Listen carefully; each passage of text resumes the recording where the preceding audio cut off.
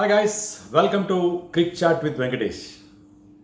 ఒకప్పుడు rich man's గేమ్గా ఉన్న cricket మరి ఇప్పుడు కటిక పేదరికం నుంచి బయటపడడానికి ఒక మంచి మార్గంగా, ఒక అట్రాక్టివ్ కెరియర్ ఆప్షన్గా ఎలా మారింది? మరి ఈ బిగ్ ట్రాన్స్ఫర్మేషన్ కారణం కూడా మహేందర్ సింగ్ ధోని అయినా ఈ టాపిక్ మనం డిస్కస్ చేద్దాం. క్రికెట్ ఇండియాలో స్టార్ట్ అయిన కొత్తల్లో పార్సీ కమ్యూనిటీ మొదటగా క్రికెట్ ఆడారు. అది చిన్న కమ్యూనిటీ కానీ చాలా రిచ్ కమ్యూనిటీ. తర్వాత మహారాజులు, నవాబులు క్రికెట్ని టేకప్ చేశారు. మనం ఫస్ట్ టైం ఇంటర్నేషనల్ క్రికెట్ ఆడినప్పుడు, ఫస్ట్ టెస్ట్ మ్యాచ్ ఆడినప్పుడు సీకే నాయుడు టెస్ట్ మ్యాచ్లో లీడ్ చేసినప్పటికీ official captain on that England tour happen to be Maharaja of Porbandar. ఆయన క్రికెటింగ్ ఎబిలిటీస్ చాలా తక్కువ ఉండే. ఆ టూర్లో మనం 27 ఫస్ట్ క్లాస్ మ్యాచెస్ ఆడితే ఆయన ఎక్కువగా సీకే నాయుడినే కెప్టెన్ చేయనిచ్చాడు. తను 4 మ్యాచెస్ మాత్రం ఆడాడు. ఆ 4 మ్యాచ్ల్లో ఆయన చేసిన రన్స్ 2 మాత్రం. సో 2 రన్స్ చేశాడు. కానీ ఆ టూర్లో ఆయన 3 రోల్స్ రాయ్స్ కార్లు కొనుక్కున్నాడు. ఇప్పుడు ఇంగ్లాండ్ జోక్ ఏంటంటే he collected more Rolls Royces than the runs he made అని చెప్పి వాళ్ళు నవ్వుకునేవారు. సో అలా నవ్వులు పాలయ్యారు మన కింగ్స్. కానీ వాళ్ళే మొదట్లో క్రికెట్ ఆడేవారు, క్రికెట్ని ప్యాటర్నైజ్ చేసేవారు.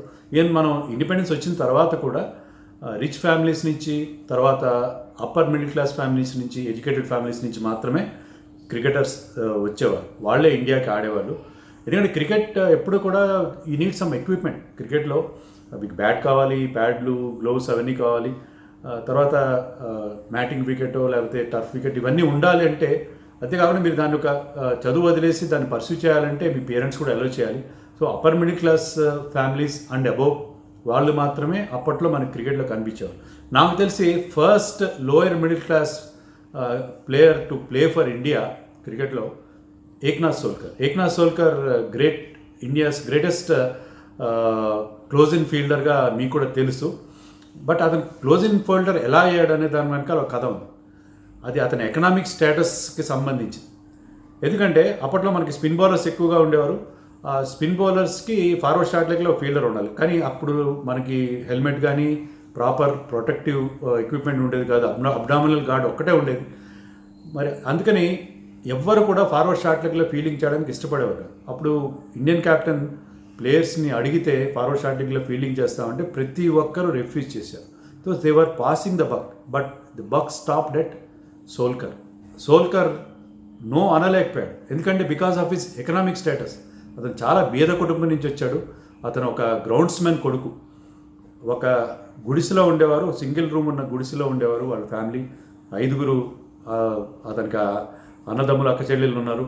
సో చాలా పూర్ ఫ్యామిలీ నుంచి వచ్చాడు. సో తన ఎకనామిక్ స్టేటస్ కారణంగా నో అని అనలేకపోయాడు మిగతా వాళ్ళలాగా సోల్కర్. ఇది నేను చెప్తున్న మాట కాదు. సోల్కర్ చనిపోయినప్పుడు సునీల్ గవాస్కర్ రాసిన కాలంలో అతనే స్వయంగా మెన్షన్ చేయడం జరిగింది. ఎందుకంటే Sunil Gavaskar was witness to what has happened. So Solkar forward short లెగ్లో ఫీల్డింగ్ చేసి అద్భుతమైన క్యాచ్లు పట్టాడు. That is a different story. But దీని వెనక ఉన్న చేదు నిజం ఏంటంటే అతని ఎకనామిక్ స్టేటస్ కారణంగానే అతను ఫార్వర్డ్ షాట్ లెగ్ లాంటి ఒక డేంజరస్ పొజిషన్లో ఫీల్డింగ్ చేయాల్సి వచ్చింది. మనకు తెలుసు రమణ్ లాంబా అలాంటి ఫార్వర్డ్ షాట్ లెగ్లోనే ఫీల్డింగ్ చేస్తూ మరి తన ప్రాణాలు కోల్పోయాడు. సో తన ప్రాణాలని పణంగా పెట్టి ఆడాల్సిన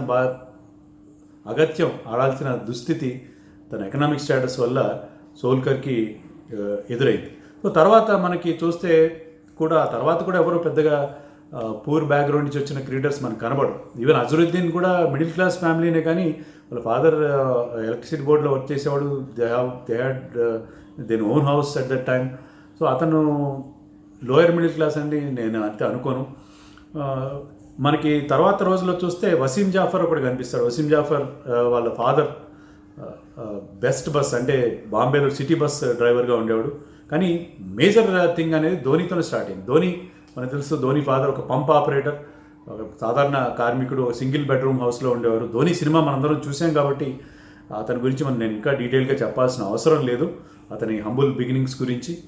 ధోని ఒక్కడే కాదు, ఈవెన్ జహీర్ ఖాన్ గుజరాత్ నుంచి ముంబై వచ్చాడు తన క్రికెట్ని మెరుగుపరచుకోవడానికి. ముంబైలో అతను తలదాచుకోవడానికి చోటు లేదు. అప్పుడు ఏం చేశాడంటే ఒక హాస్పిటల్లో అతని ఆంటీ ఒకరు హెల్పర్గా పనిచేస్తున్నారు. ఆవిడ హాస్పిటల్లోనే ఉండేది. ఆవిడతో పాటు హాస్పిటల్లోనే ఒక రూమ్లో అతను తలదాచుకున్న పరిస్థితి. ఈవెన్ హర్భజన్ సింగ్ విషయానికి వస్తే అతని ఫాదర్కి ఒక మ్యానుఫ్యాక్చరింగ్ యూనిట్ ఉండేది, బాల్ బేరింగ్స్ మ్యానుఫ్యాక్చరింగ్ యూనిట్. కానీ 20 ఏళ్ల వయసులోనే ఫాదర్ చనిపోయాడు. అతనికి 5 సిస్టర్స్ ఉన్నారు. సో ఆ యంగ్ ఏజ్లో అతని మీద ఫ్యామిలీ రెస్పాన్సిబిలిటీస్ పడ్డాయి. కానీ క్రికెట్ అతను ఆదుకుంది. క్రికెట్ ద్వారా అతను ఈ could fulfil his family responsibilities like marrying of his sisters. So ఇలాంటి పరిస్థితి మనకి కనిపించింది. తర్వాత మనకి మునాఫ్ పటేల్ గురించి చెప్పాలి. మునాఫ్ పటేల్ చాలా చాలా పూర్ ఫ్యామిలీ నుంచి వచ్చాడు. గుజరాత్లోనే ఒక చిన్న విలేజ్, ఇకర్ అనే విలేజ్. అతను 35 రూపాయలకి, రోజుకు 35 రూపాయల కూలీకి అక్కడ సెరమిక్ టైల్స్ ఫ్యాక్టరీలో పనిచేసేవాడు. కానీ అతను అప్పట్లో ఫాస్టెస్ట్ బౌలర్ కాబట్టి అతనికి ఆ బ్రేక్ త్రూ లభించింది. ఈ could break in to the Indian team. So చాలా పూర్ బ్యాక్గ్రౌండ్ నుంచి వచ్చాడు. ఈవెన్ ఇర్ఫాన్ పఠాన్, యూసఫ్ పఠాన్ కూడా అంతే. వాళ్ళకి కనీసం ఇల్లు కూడా లేదు. వాళ్ళ ఫాదర్ మసీదులో పనిచేసేవాడు కాబట్టి వాళ్ళు మసీదులోనే వాళ్ళ ఫ్యామిలీ నివసిస్తూ ఉండేది చాలా రోజులు. బట్ తర్వాత వాళ్ళు దే బికేమ్ వెరీ రిచ్. అలాగే రవీందర్ జడేజా కూడా వాళ్ళ ఫాదర్ సెక్యూరిటీ గార్డ్కి పనిచేసేవాడు, తల్లి హాస్పిటల్లో నర్స్గా పనిచేసేది. ఇంకా మనం ఉమేష్ యాదవ్ విషయానికి వస్తే, ఉమేష్ యాదవ్ వాళ్ళ ఫాదర్ బొగ్గుగన్ని కార్మికుడు.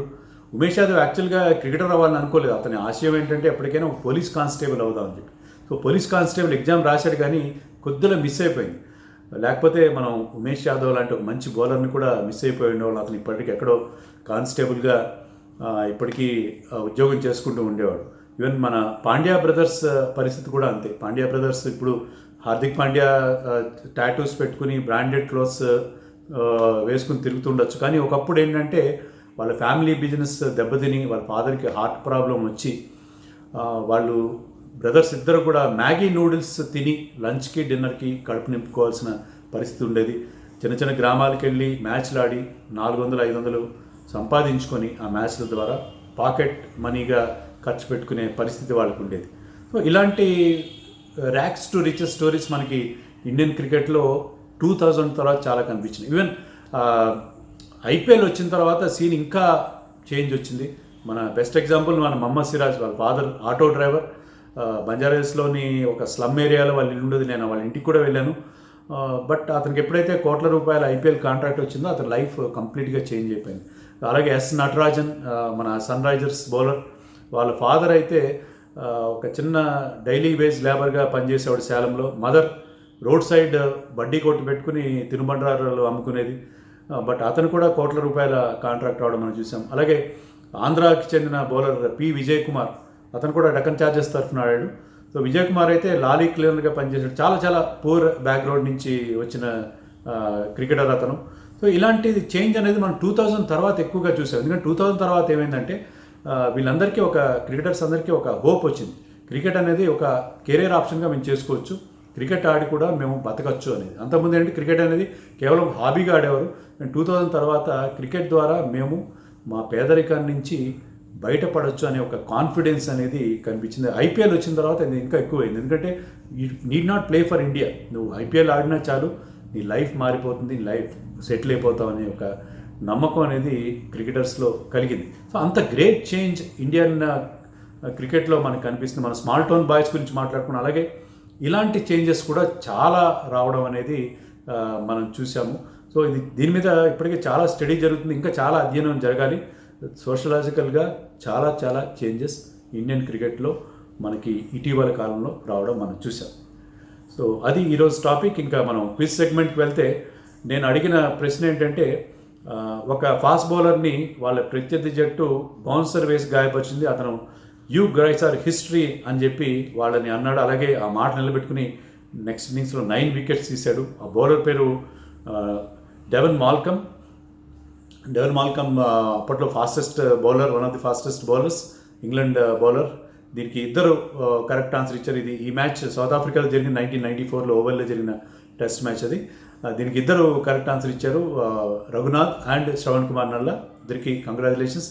ఈరోజు నేను అడగబోయే ప్రశ్న ఏంటంటే, ఒక ఐపీఎల్ క్రికెట్లోకి రాకముందు గోవాలో వెయిటర్గా పనిచేశాడు. ఆ క్రికెటర్ ఎవరో మీరు నాకు చెప్పండి. అలాగే లైక్, షేర్ అండ్ సబ్స్క్రైబ్ మర్చిపోకండి. ప్రస్తుతానికి సెలవు. బాయ్.